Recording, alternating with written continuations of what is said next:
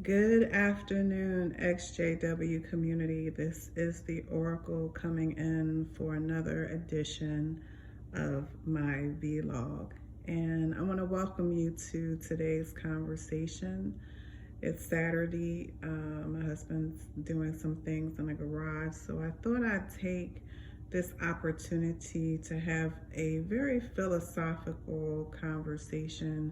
And this is more just about concepts of ourselves, concepts of the Jehovah's Witness organization, and concepts of the ex-Jehovah's Witness advocacy.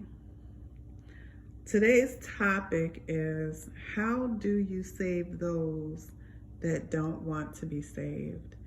And this is something that I actually want to weave together what it's like to be raised as a Jehovah's Witness and to be conditioned by the Watchtower Tract and Bible Society, and how that actually translates into being an ex-Jehovah's Witness and the advocacy that we do.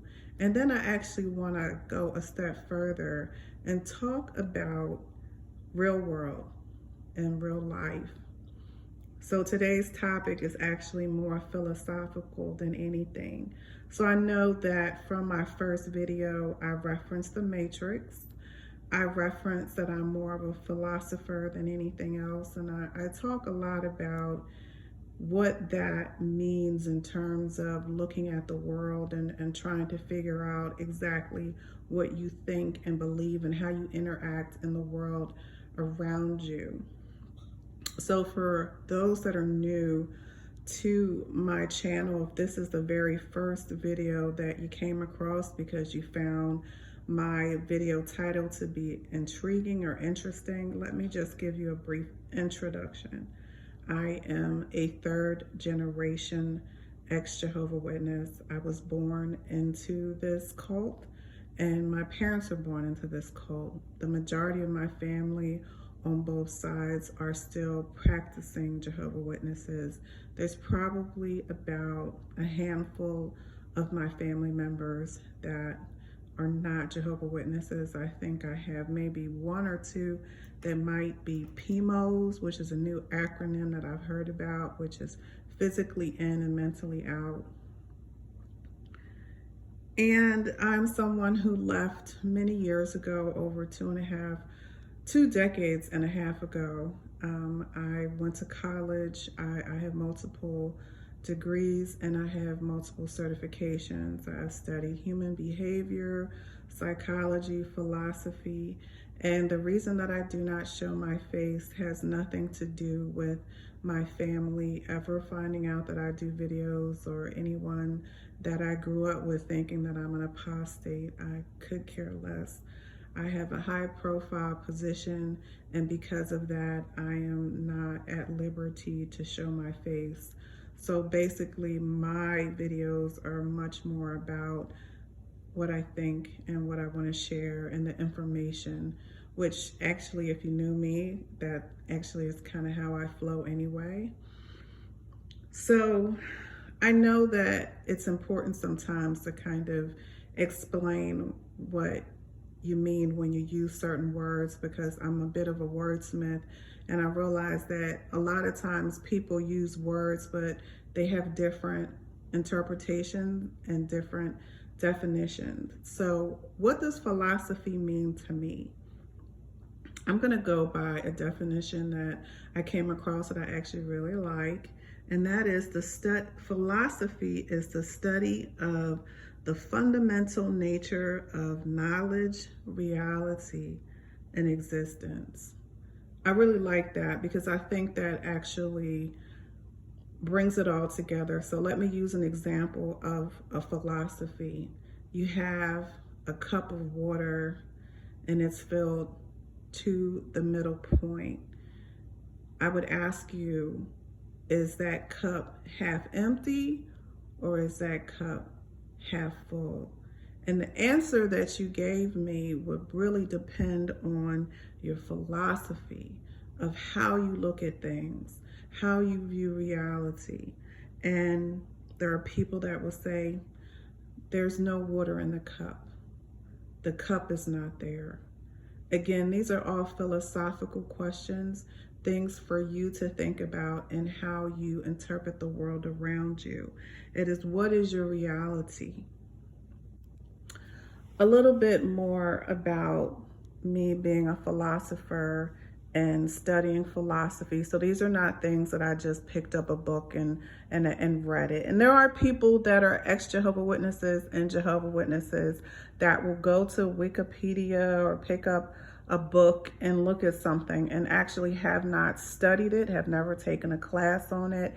And I'm not knocking those people, but this is, my perspective is different. I've actually studied it and I've actually taken courses on it. I've actually spoken about philosophy of life and philosophy of the world, and I've actually written articles about it.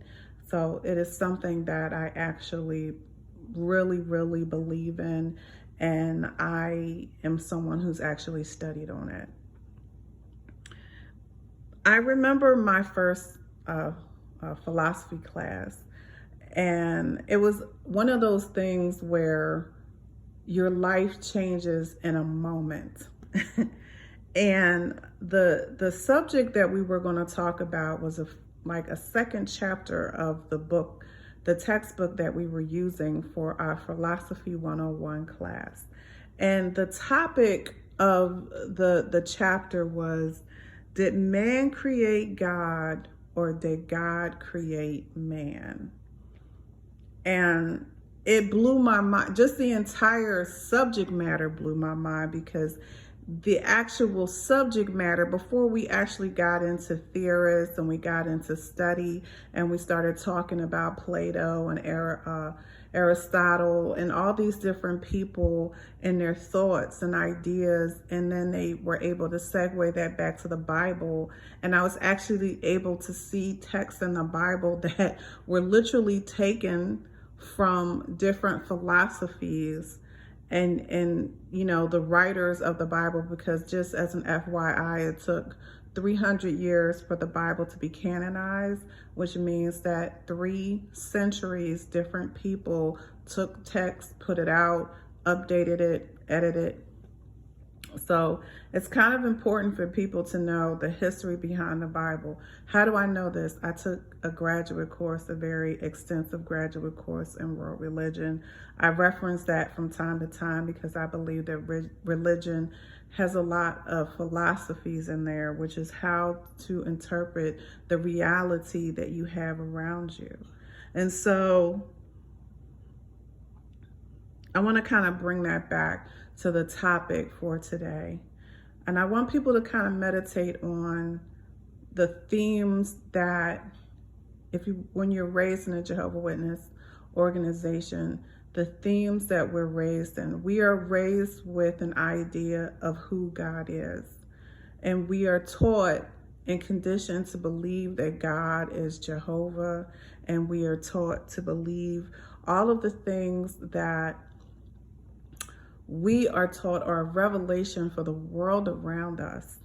And it is important for us to go out and to save people and give them the correct interpretation of the world around us. So we have been taught from the very beginning, that question on how do you save people that don't want to be saved is one of the fundamental philosophies that is interjected into our mind as Jehovah's Witnesses, because we go house to house and door to door. We get those, because I don't know the song because I haven't sang it in years, but in my brain, that is a song that is encoded in every Jehovah's Witness, that you sing a song all the time. I don't know what they do today, but I just remember how often this theme would come up on how important it is for us to go out and field service and try and change the minds of people that don't want to be saved. How do you do that?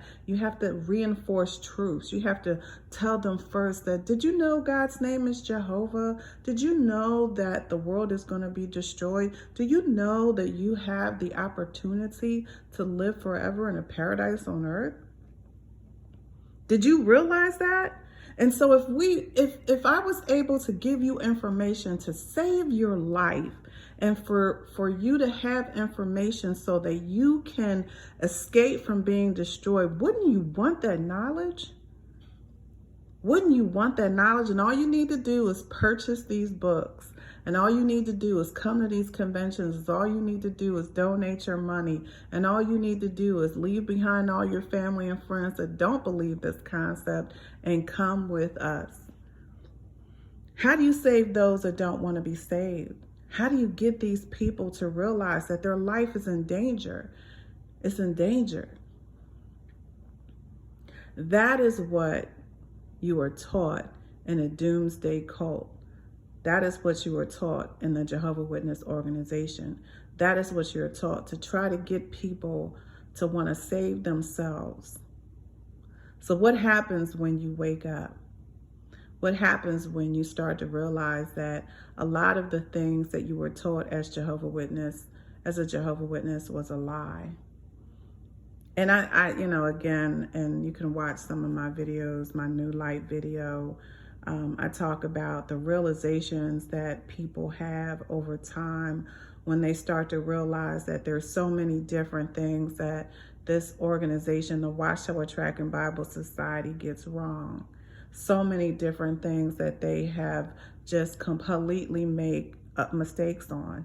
There's a scripture in their Bible that says no one knows a day or hour, but this whole religion, this whole doomsday cult, this whole publishing empire is based on the fact that they actually may, in fact, know the day or hour. Not only do they know the day or hour, but they can actually tell you which ark to get on board so that you can save yourself.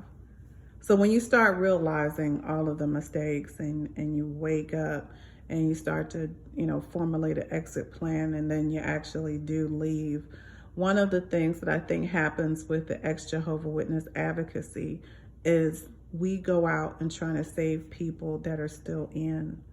And we still have that fundamental question: how do we save those people that don't want to be saved? And that's hard. That's hard because there have been times in my life, I wasn't 100% shunned. There were times in my life when I would have conversations with different people in my family. They, of course, when they realized they could not convert me, they would not talk to me about it. But once in a while, they slip up and they bring up something that I'm very good at debating. I was on the debate team in high school. So I'm a great debater. I like debating. So don't sleep. And so they come up to me and they bring up something, and I, totally go facts to the point where they just say, I have faith. And to me, when someone says they just have faith, it's because that they have there's an absence of explanation. So they can't really debate you. There's no logic. So they just go to, I'm just going to have faith that I have the right religion. Yes, this religion is imperfect. Yes, they've made mistakes in predictions. Yes, there's things that, people have died unnecessarily with the blood doctrine. Yes, they've changed the blood doctrine. Yes, they fellowship people who actually were right about predictions, about generations and destruction of Babylon and all these things, but it's still a pretty good religion. So I remember one of the last conversations I had with my father before I realized that was just not going to work, conversing with him. We had talked about something that happened, and I can't remember what it was, but I just had a realization. It was like a levels of realization that this was really getting to be more like the Jim Jones cult than I ever realized in my life. And I had been out of the religion for a long time. So, I just, in general conversation, because I saw that my father was open to it, I said, what would you do if the Watchtower Tract and Bible Society told you to sell your house, and that they had bought a plot of land, and that they foreseen that Armageddon is coming, and they want all of Jehovah's people to leave everything behind and come live on a plot of land? Would you do that? And my father looked at me and he said, well, it's like Noah. When Noah told people to come to the ark, they had to do it. And I'm like, but does that make sense to you? And he's like, even if it didn't, I've made a commitment to this organization, so I have to follow it through. So I'm like, you would give up your house, you would, leave everything, and you will go on a plot of land. And he said, yes, because that's how devoted I am to the Jehovah Witness organization, to the Watchtower Tract and Bible Society. And it was a aha moment for me, because I realized just how much they have been conditioning members way since I left.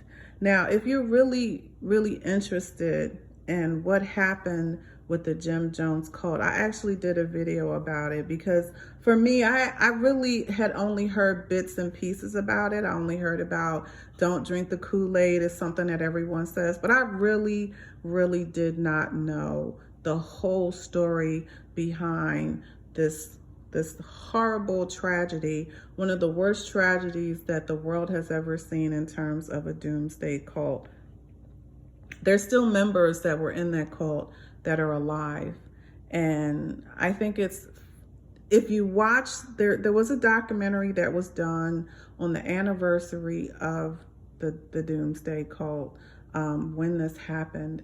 And if you watch it, and you are an ex-Jehovah Witness, you might find some of the things that happened fascinating, because there's so many things that are, in my opinion, very, very similar to the rhetoric that goes on in the Jehovah Witness organization, what the Watchtower Tract and Bible Society is doing.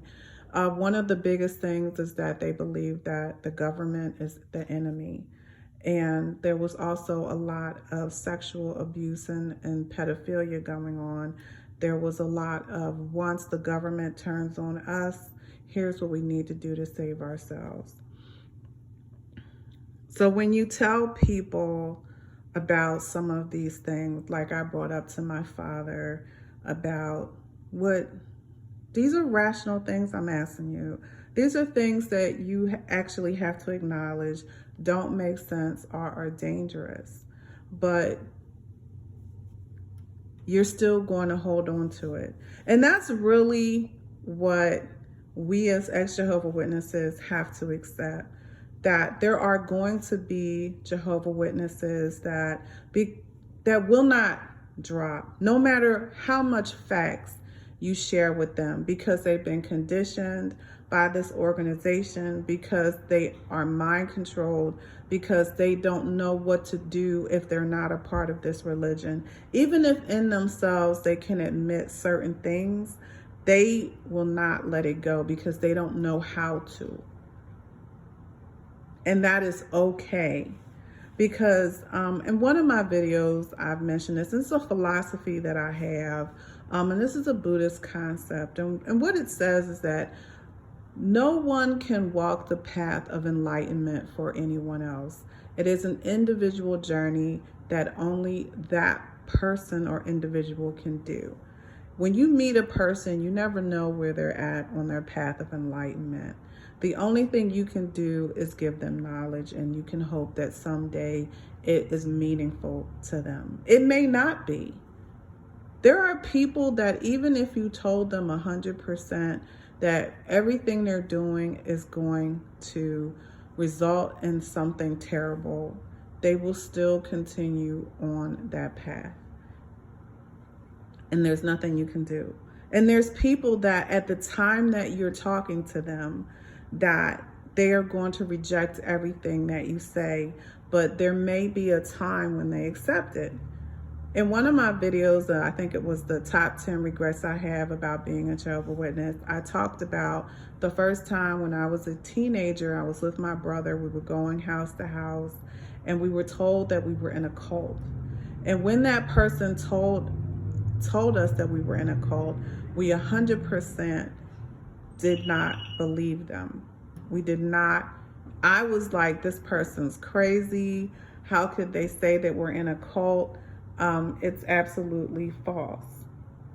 And basically, what actually happened is here I am so many years later, and I'm telling you that the Watchtower Track and Bible Society is in fact a cult, and I am sitting here doing a video sharing it.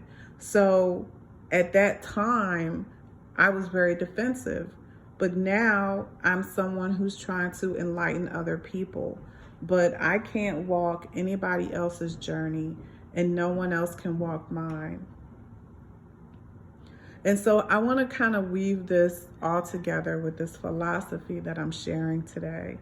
And that is, I actually, mentor and I work with my community, and I have done that for many years, and one of the hard parts is dealing with people that are homeless, dealing with people that are drug addicts, and trying to give them a sense of hope and trying to help them to be better or do better or give them, some advice. And sometimes you'll see people who you'll, share with them things that they can do to turn their life around, to be better, and they won't change. You won't see that change, and you can get a little frustrated, and you can feel like, why wouldn't you want to save yourself if I'm giving you the information that you need in order to do it? How do you save those that don't want to be saved? You continue sharing knowledge. You continue sharing truths, and you allow them to walk their path in their own time. You've done your part. And I just wanted to have just a very straightforward, not very long video. Don't give up the fight. You may not see the results right away. That doesn't mean that the results aren't coming. Change comes when you least expect it. And sometimes when that change comes, it's more than you ever believed. Because as long as you're doing right, as long as you're living right, as long as you're doing your part, you've done more than enough. And, I just want to encourage all of the ex-Jehovah's Witnesses out here, don't give up. All the people that are out helping homeless people, helping people that are in a crisis, don't give up. It may sometimes feel like you don't see a change, but it will come. It will come, because that is what life is all about. So I thank you so much for joining me on this Saturday afternoon as I share some philosophical, beliefs with you. I wish you well. Have a blessed rest of your day, and we will talk very soon.